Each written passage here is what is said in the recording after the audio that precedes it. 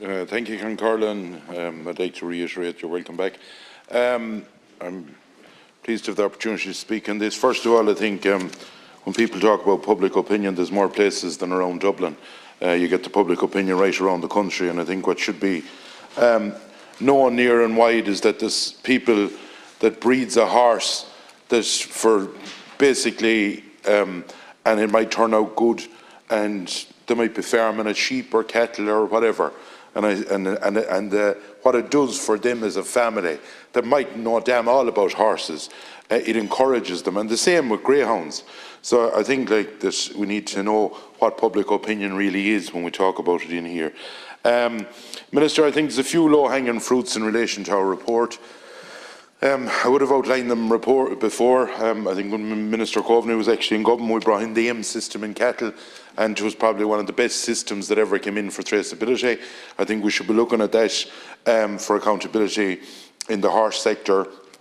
And I think it's one of the low-hanging fruits because the system is already there that we can go on.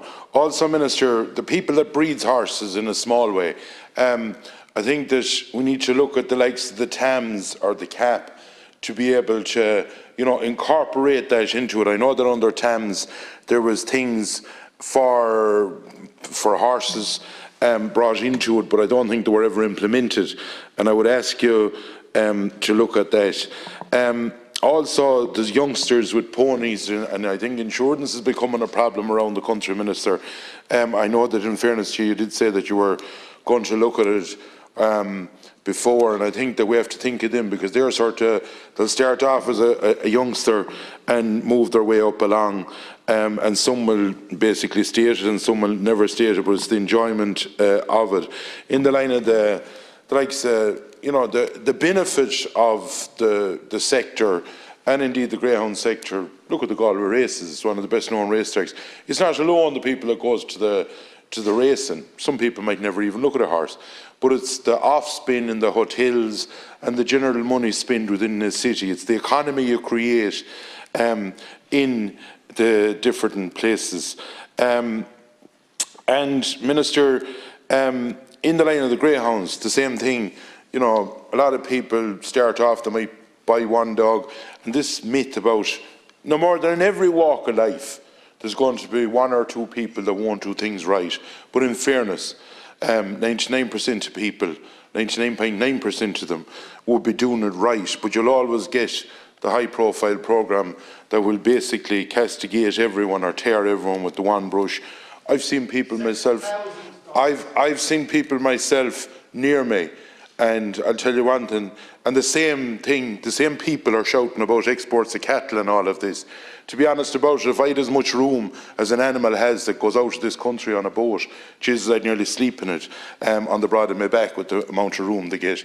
But we have to be constantly trying to go against other types of society. And it's not a big number of people that actually are out there, but they make themselves very loud. In the line of the greyhound sector, the one thing, Minister, I think we need to make sure is that we have an even balance of the greyhound tracks right around the country to support the rural areas that are there at the moment.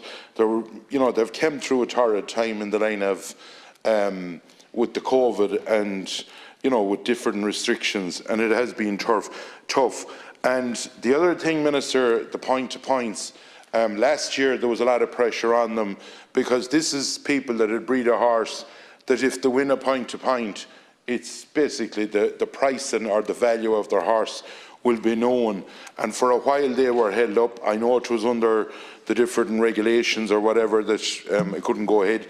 They did get going, but I would ask you to make sure that they're facilitated. But in the line of the report that we have done, I think, Minister, there's some low-hanging fruit.